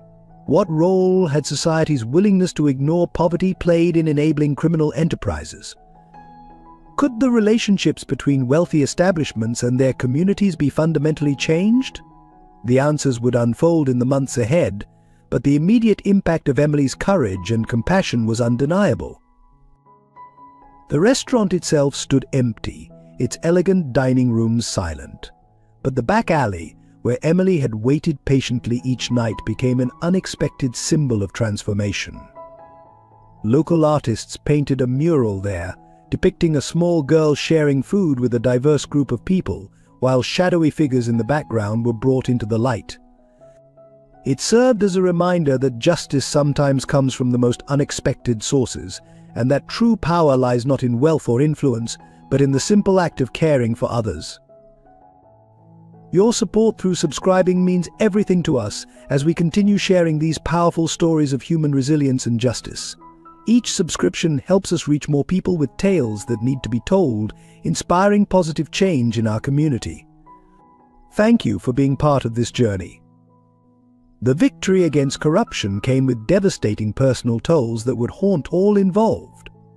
Robert Wilson, despite surviving the confrontation, faced months of grueling physical therapy for injuries sustained protecting Emily.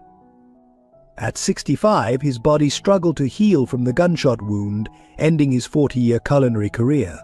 The old chef spent sleepless nights in his small apartment, replaying the years he'd stayed silent about Sarah's death, wondering if speaking up sooner might have spared Emily her ordeal. Grace Parker's health deteriorated significantly from the stress of the ordeal.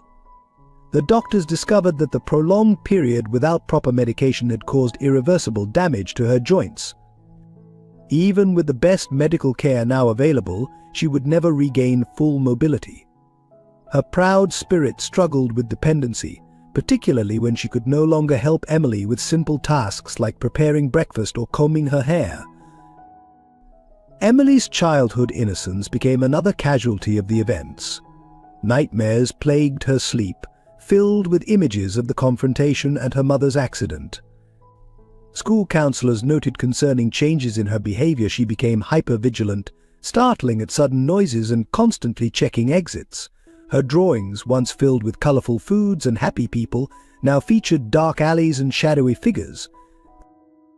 The homeless community that had protected Emily faced brutal retaliation from other criminal organizations affected by the investigation. Mr. Johnson's car, his only shelter, was vandalized beyond repair. Ms. Rodriguez received threatening notes at her new apartment, forcing another relocation. The elderly couple who had helped document the financial crimes discovered their identity documents had been stolen, leaving them vulnerable to further exploitation. James Thompson's personal life crumbled under the weight of public scrutiny and private guilt. His engagement ended, his friends disappeared, and his family publicly disowned him to protect their own business interests. Insomnia became his constant companion as he lay awake in his now empty penthouse, haunted by memories of all the signs he'd ignored over the years. The restaurant staff, both innocent and complicit, suffered their own consequences. Those who had helped Emily lost their jobs as the restaurant closed, their association with the scandal making it difficult to find new positions despite their integrity. Even those who had remained neutral found their careers tainted by connection to Thompson's, their professional reputations collateral damage in the fallout. The most profound costs were psychological. Emily's young mind struggled to process the complexity of events, her natural compassion now warring with newfound distrust. She would spend hours organizing and reorganizing her mother's recipes, seeking comfort in their familiar instructions while trying to understand why helping others had led to such danger. Her grandmother often found her asleep surrounded by these papers, tear tracks visible on her cheeks. The investigation had exposed corruption but couldn't heal the deep wounds it left behind. Physical recovery might be measured in months, but the emotional trauma would take years to process. Each participant in the drama carried their own burden of guilt, fear, and loss, their lives forever altered by the pursuit of justice. Yet beneath the weight of these personal costs lay an undercurrent of transformation. The shared experience had created unbreakable bonds between unlikely allies, forging a new kind of family from the fragments of broken lives. In their collective healing, they would eventually find strength they didn't know they possessed, though the path forward remained daunting and uncertain. The collapse of Thompson's restaurant empire sent shockwaves through the culinary world that reverberated far beyond New York's fine dining scene. The flagship restaurant, once a beacon of culinary excellence, stood empty and dark, its windows papered over with newspaper headlines detailing its dramatic fall. The Michelin stars that had once gleamed proudly above the entrance were quietly removed one rainy morning, symbolizing the end of an era. All 15 restaurants in the Thompson chain closed their doors within weeks of the scandal breaking. Over 300 employees found themselves suddenly unemployed, from renowned chefs to dishwashers. The impact hit hardest during the holiday season, leaving families struggling to survive while bearing the stigma of association with a corrupted brand. Even staff members who had worked at locations untouched by criminal activity found their resumes tainted by the Thompson name. The financial devastation spread like wildfire through the supply chain.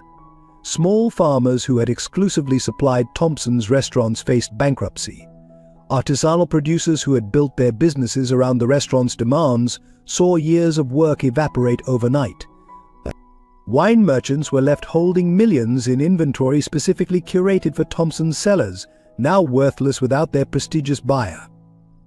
Real estate values in neighborhoods surrounding Thompson's restaurants plummeted.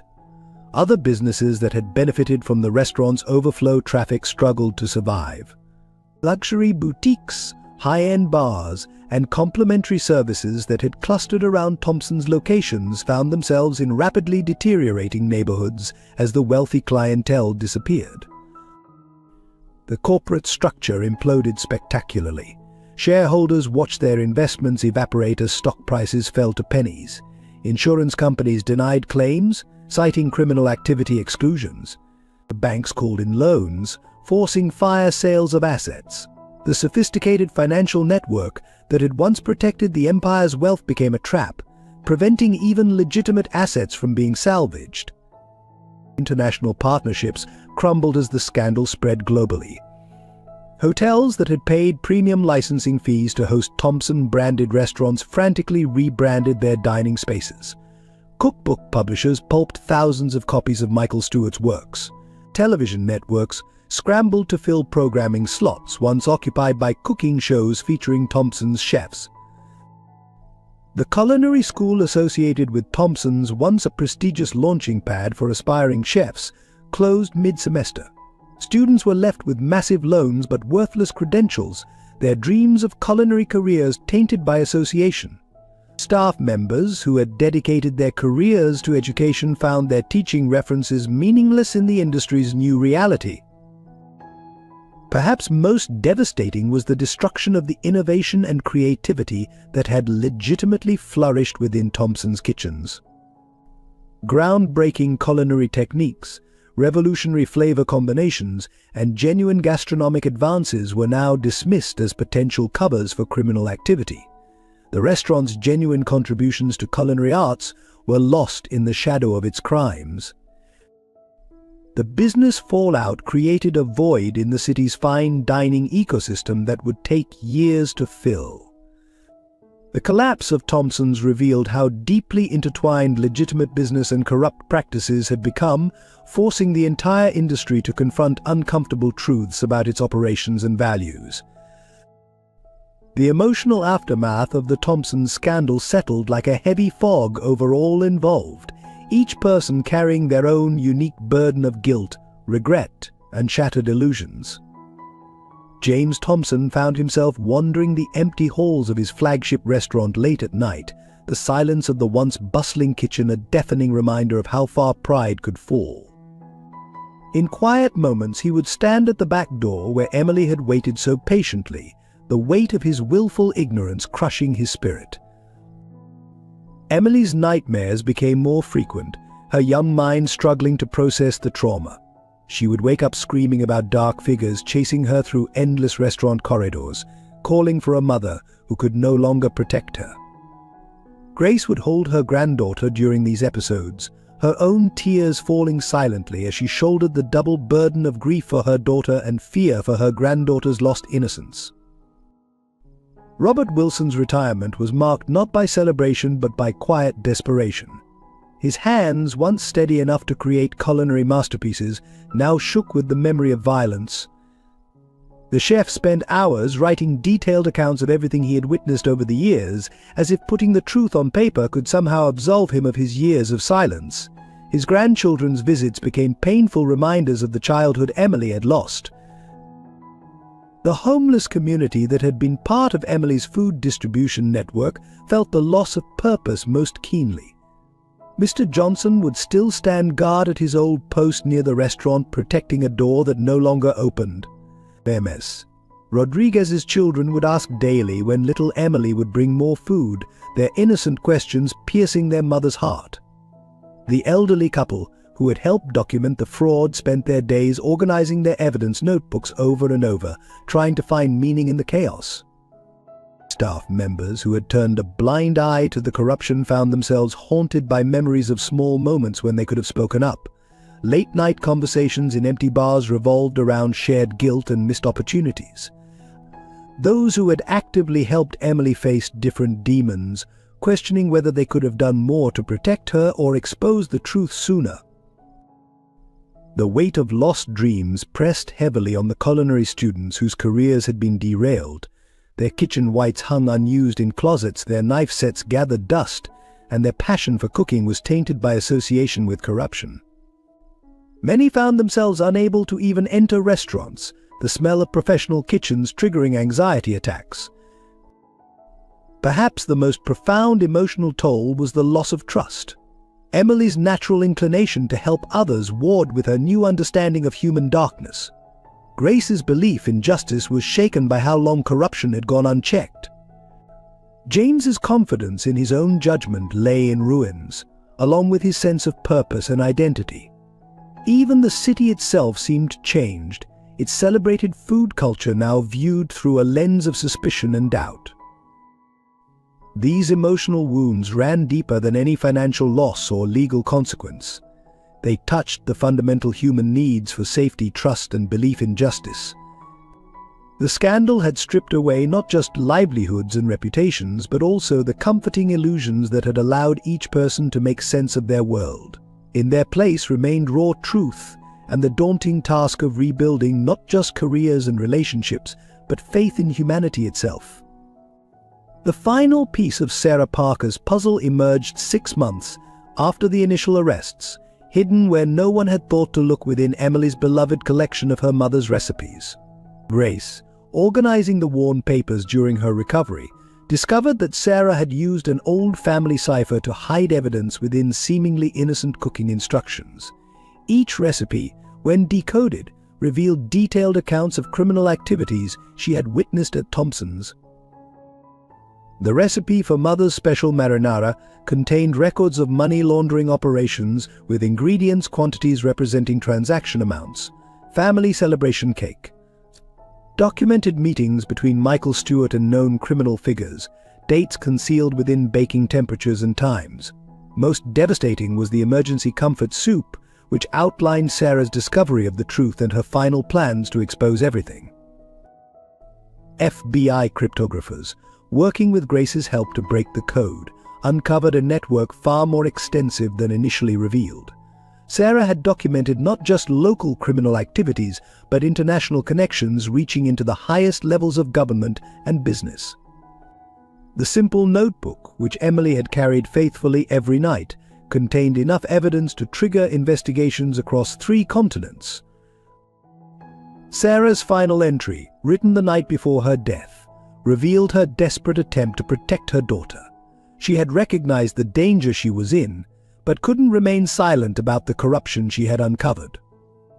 The entry included a heartbreaking letter to Emily, explaining her choices and expressing hope that someday her daughter would understand why she had risked everything for the truth. The decoded evidence revealed that Sarah had been methodically gathering proof for over 2 years. She had created an ingenious system of documentation, using her position in the kitchen to observe and record criminal activities without raising suspicion. Her attention to detail as a chef had served her well in this secret mission, as she noted precise times, amounts, and participants in each illegal transaction.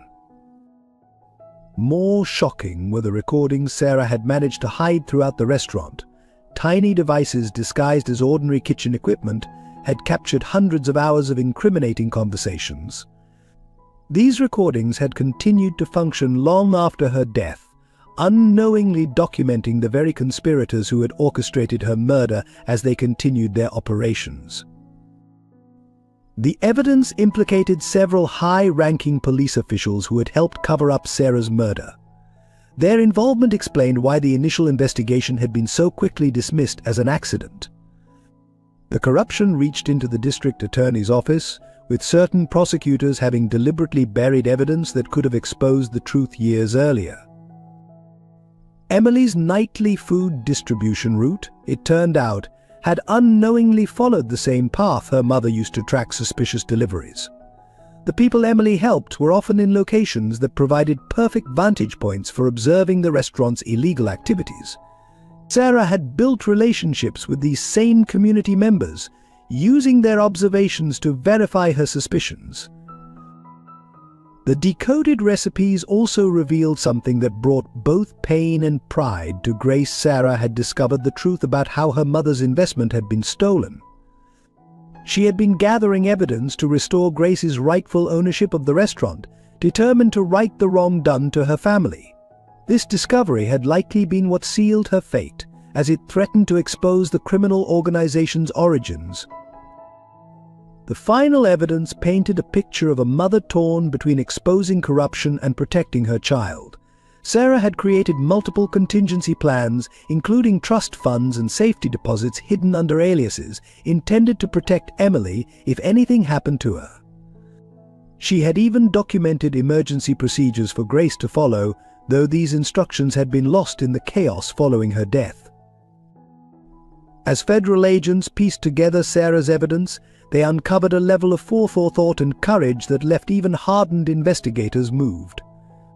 She had known the risks, understood the likely consequences, yet had persisted in gathering evidence, driven by a determination to create a more just world for her daughter. The recipe notebook, which had seemed like a simple collection of family memories, was revealed as Sarah's final gift to Emily, not just evidence of crimes, but proof of her mother's incredible courage and integrity. Each encoded recipe represented not just criminal evidence, but a mother's love and determination to protect both her child and her principles, even at the ultimate cost. The revelation of Sarah Parker's encoded recipe book ignited a media firestorm that transcended the original scandal. Major newspapers ran front-page stories with titles like "A Mother's Final Recipe Justice Served Cold" and "Kitchen Confidential: How a Chef's Codes Cracked a Criminal Empire." The public's fascination with the combination of culinary expertise and covert documentation captured the nation's imagination. Social media exploded with trending hashtags like Sarah's Recipes and Justice in the Kitchen. Food bloggers began analyzing Sarah's actual recipes, discovering that even the legitimate cooking instructions were masterpieces of culinary innovation. Her dual legacy as both a brilliant chef and a courageous whistleblower sparked intense discussions about morality in the restaurant industry. Television networks scrambled to produce documentaries about Sarah's life and death. Food Network aired a special series examining how she had used her culinary knowledge to create an unbreakable code. True crime channels focused on the brilliant way she had hidden recording devices in kitchen equipment. Each new revelation added layers to the public's understanding of her sacrifice. The homeless community that had been part of both Sarah's and Emily's networks became unexpected celebrities. News crews sought interviews with those who had unknowingly helped monitor criminal activities. Their stories of Sarah's kindness, combined with her strategic use of their observations, painted a picture of someone who had merged compassion with justice in remarkable ways. Professional chefs worldwide began incorporating tributes to Sarah in their menus. High-end restaurants offered Sarah Parker specials with proceeds going to anti-corruption initiatives and food security programs. Culinary schools added ethics courses to their curricula, using her story to teach the importance of integrity in the industry. The public's emotional investment in the story intensified when Emily's role became clear. The image of a 5-year-old girl unknowingly carrying crucial evidence while feeding the hungry seemed almost too perfectly poignant to be real. News outlets handled this aspect with unusual sensitivity, respecting the family's privacy while celebrating Emily's unconscious role in completing her mother's mission. Law enforcement agencies faced intense public scrutiny over their initial handling of Sarah's death. Protests erupted outside police headquarters when details of the cover-up emerged. Reform activists used the case to demand changes in how police investigated suspicious deaths, particularly those involving corporate interests. The culinary industry underwent a profound period of self-examination. Restaurant groups rushed to establish whistleblower protection programs. Food safety and financial transparency became major talking points at industry conferences. The fear that other establishments might be hiding similar secrets led to a wave of voluntary audits and policy changes. Grace Parker's story sparked discussions about investor protection and corporate accountability. Business schools used the case to examine how legitimate enterprises could be corrupted from within. The sophisticated way Sarah had documented financial crimes became a case study in forensic accounting programs. The public's response went beyond mere interest in scandal. People were moved by the multiple layers of the story: a mother's love, a daughter's unwitting courage, a grandmother's lost dreams, and a community's role in serving justice. The human elements transformed what could have been a simple true crime story into a powerful narrative about integrity, sacrifice, and redemption. As Sarah's coded recipes were carefully deciphered and published with sensitive information redacted, they became bestsellers. People were fascinated by how she had woven complex criminal evidence into seemingly simple cooking instructions. Each recipe told two stories, one about food and family, another about corruption and courage. The impact rippled through popular culture. Multiple book deals were offered for the story. Hollywood producers competed for movie rights. Television shows incorporated elements of the case into their plots. Sarah Parker became a symbol of quiet resistance and moral courage, her story inspiring others to speak up against corruption in their own industries. Perhaps most significantly, the public reaction created lasting change in how society viewed the relationship between wealth, power, and accountability. Sarah's methodical documentation of criminal activities, combined with Emily's innocent distribution of food to the hungry, highlighted the stark contrasts that had allowed corruption to flourish. The story's ability to unite people across social and economic boundaries proved remarkable. Wealthy restaurateurs and homeless individuals found themselves discussing the same events from different perspectives. The public conversation expanded beyond the specific case to address broader issues of social justice, corporate responsibility, and moral courage. James Thompson's personal revelation came gradually, like a complex sauce reducing to reveal its essential truth. Sitting alone in his penthouse reviewing Sarah's decoded recipes, he finally understood the full weight of his willful ignorance. Each recipe entry forced him to confront how his pursuit of success had blinded him to the corruption festering within his empire. The realization that his signature appeared on documents that had helped cover up Sarah's murder left him physically ill. Emily's understanding of her mother evolved as Grace carefully shared appropriate portions of Sarah's story. The 5-year-old began to see her nightly food deliveries not just as acts of kindness, but as a continuation of her mother's legacy. Her pride in carrying the recipe book everywhere took on new meaning, though Grace carefully protected her from the darker aspects of the evidence it contained. Emily's nightmares gradually transformed, with her mother now appearing as a guardian angel rather than a haunting absence. Grace experienced the most profound personal transformation.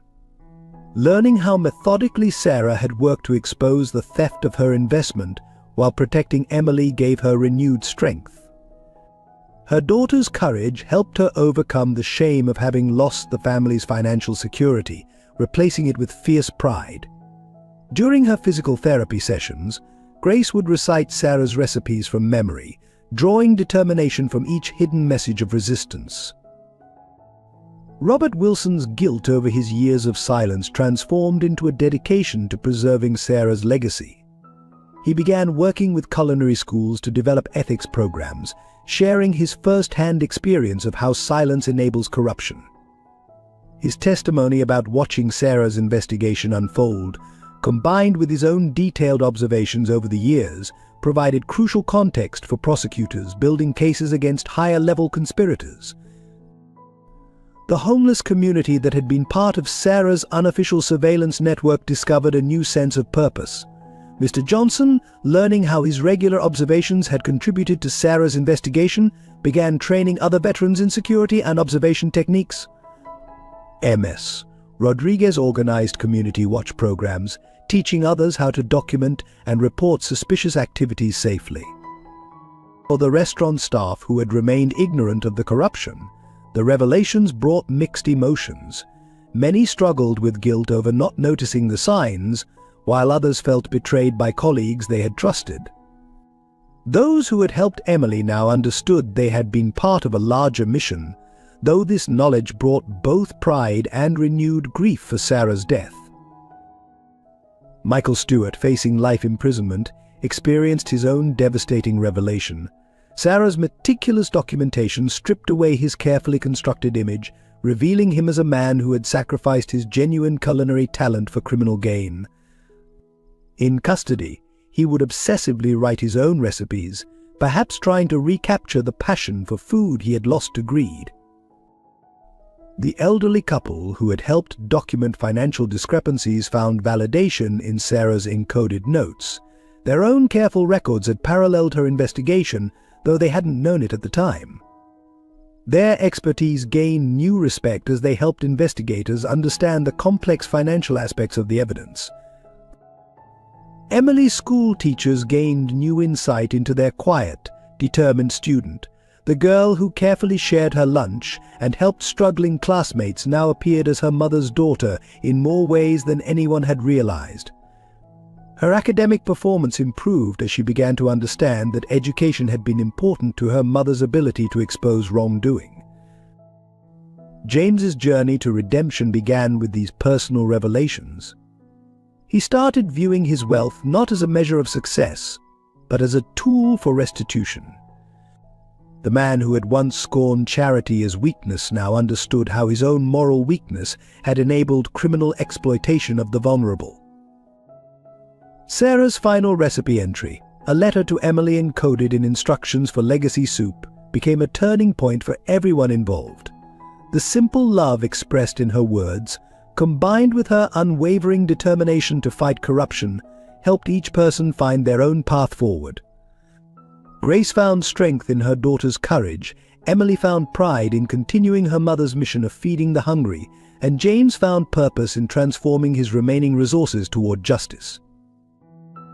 The personal revelations extended beyond the immediate circle. Other restaurant owners began examining their own practices, recognizing how easily oversight could become willful ignorance. Social workers gained new perspectives on how small acts of kindness, like Emily's food distribution, could mask deeper systemic issues requiring attention. These individual transformations, sparked by Sarah's encoded recipes, proved as significant as the criminal evidence they contained. Each person touched by the case emerged changed, their understanding of responsibility, courage, and justice fundamentally altered by the story of a chef who had used her culinary skills to fight corruption while protecting her daughter's future. Justice arrived in waves, each more significant than the last. The first round of convictions focused on Michael Stewart and his immediate associates. The evidence from Sarah's encoded recipes proved devastating in court, leaving no room for plea bargains. Stewart received multiple life sentences for Sarah's murder, racketeering, and numerous other charges. His famous face, once featured on cooking shows, now appeared on prison documentation. The investigation expanded internationally, following leads hidden in Sarah's recipes. Law enforcement agencies across 3 continents coordinated raids on connected criminal enterprises. The sophisticated money laundering network that had used high-end restaurants as fronts collapsed. Bank accounts were frozen, assets seized, and dozens of seemingly legitimate business figures found themselves facing criminal charges. Grace Parker's investment case became a landmark in corporate fraud litigation. The clear documentation Sarah had provided of how her mother's shares had been stolen led to new precedents in investor protection law. The courts ordered not just financial restitution, but structural changes in how restaurant investments were managed and monitored. Grace's story became required reading in business ethics courses. Local law enforcement underwent substantial reform. The officers who had helped cover up Sarah's murder faced justice, their careers and freedom forfeit. But the police department established new protocols for investigating deaths involving corporate interests, with mandatory oversight from multiple agencies. Sarah's case became a teaching tool at the police academy, demonstrating how corruption could infect investigations. The health department officials who had ignored violations at Thompson's restaurants faced their own legal consequences. Their trial exposed a broader pattern of bribery and negligence in food safety oversight. The resulting reforms strengthened inspection processes and created new protections for whistleblowers in the food service industry. James Thompson's cooperation proved crucial in securing convictions. Though he faced penalties for his negligent oversight, his active assistance in exposing the full scope of corruption earned him consideration. The courts mandated that he use his remaining resources to establish a foundation supporting food security and anti-corruption initiatives, turning his business expertise toward restitution. The legal system's response extended beyond criminal proceedings. Civil courts processed dozens of related cases, from wrongful termination suits filed by former employees to class action lawsuits from defrauded investors. Each case added new layers of accountability and established stronger protections against similar schemes. Most significantly, Emily and Grace finally received formal recognition of their family's role in exposing the corruption. The courts ensured their future security through proper management of recovered assets. Sarah's posthumous whistleblower status entitled them to substantial rewards from the recovery of illegal proceeds, though both insisted most of it go to supporting food security programs. The justice system's thorough response to the case sent ripples through the restaurant industry. Other establishments rushed to address similar vulnerabilities, leading to a wave of self-reporting and voluntary reforms. The fear of being another Thompson's drove significant changes in how high-end restaurants handled their finances and operations. The process of healing began in small ways, like tender shoots emerging after a forest fire. Emily's nightmares gradually subsided, replaced by dreams of cooking with her mother in a warm, safe kitchen. Her school counselor noted significant improvements in her emotional stability as she began to understand her role in completing her mother's mission. The pride of carrying on Sarah's legacy of helping others gave her a sense of purpose unusual for a child her age. Grace's physical recovery paralleled her emotional healing. With proper medical care finally accessible, her rheumatoid arthritis became manageable. More importantly, the validation of her daughter's courage and the return of her stolen investment restored her sense of dignity. She began teaching Emily to cook using Sarah's actual recipes, these shared moments becoming a form of therapy for both grandmother and granddaughter.